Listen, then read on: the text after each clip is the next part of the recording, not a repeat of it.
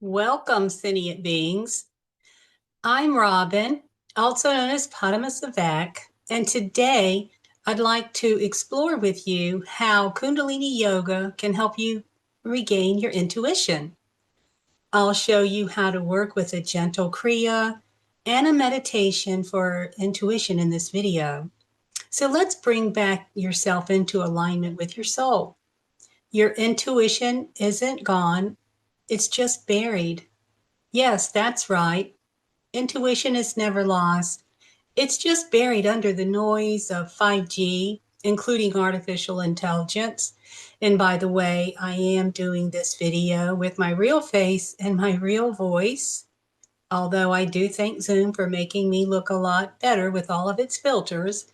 So anyways, and other reasons why we lose our intuition is because of traumas and grief and always being overwhelmed with not just stress, but turns into duress. And when that happens, the mind can roar like a lion, and the inner voice becomes squeaky like a mouse. So, what blocks our intuition? Intuition is shutting down because the nervous system is dysregulated. And that's why we begin basic Kundalini with spinal movements and a lot of breathing. The monkey mind holds old stories we call baggage, addiction patterns I call self-abuse desires, and emotional immaturity because you haven't found a mentor who can help you practice balancing your emotional intelligence. And yes, we can add some learned behaviors passed down from generations, from our families. Intuition connects your gut with your third eye and your heart in this order.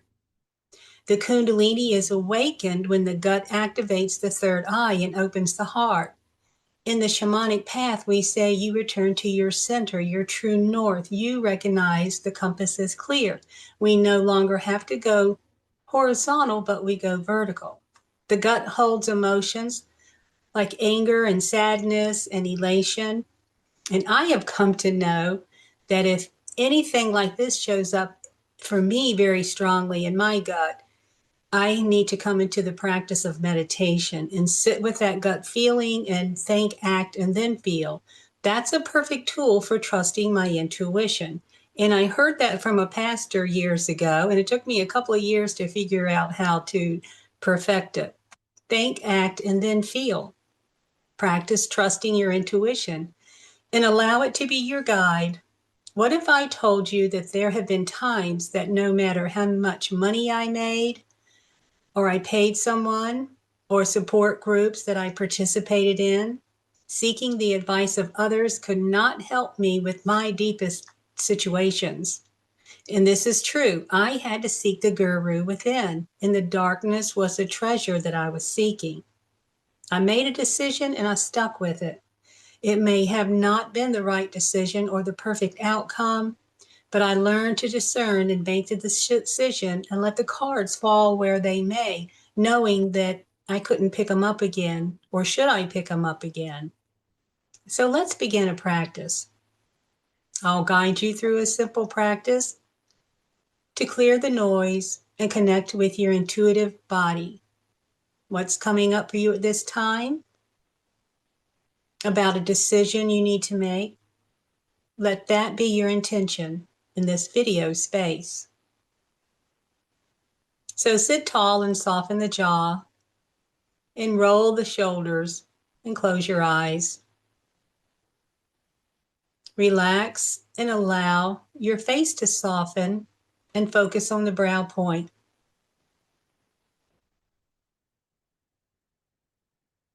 Begin long, deep breathing all the way to the belly. It fills up like a balloon. And then exhale, emptying that balloon.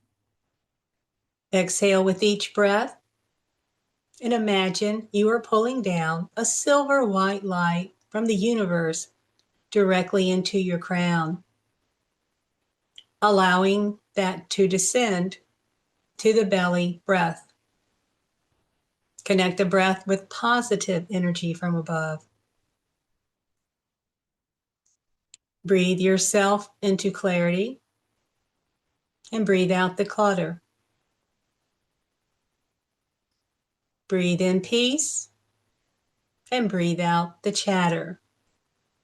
There's a mudra that we use for our intention.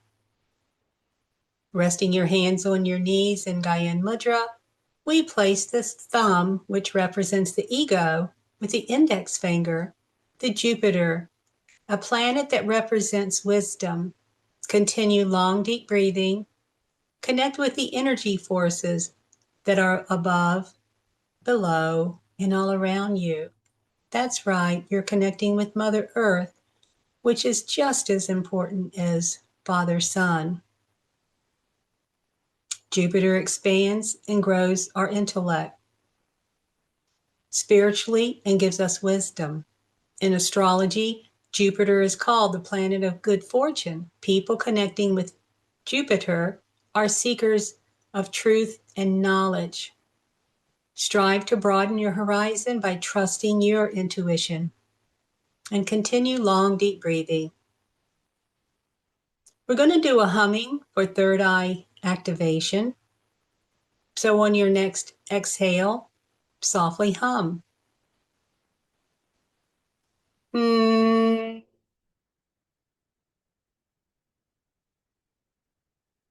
gentle vibration, a gentle massage to the throat chakra, and let it massage from within, rising from the belly up to the third eye, and feel the frequency of the shift.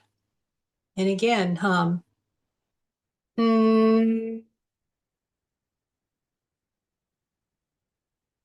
Clear the fog, the doubt, and the confusion, and hum again.